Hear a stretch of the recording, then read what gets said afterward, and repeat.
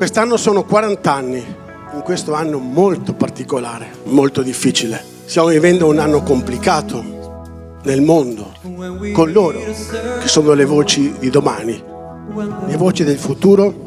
Vogliamo lanciare questo messaggio per i 40 anni di We Are The World.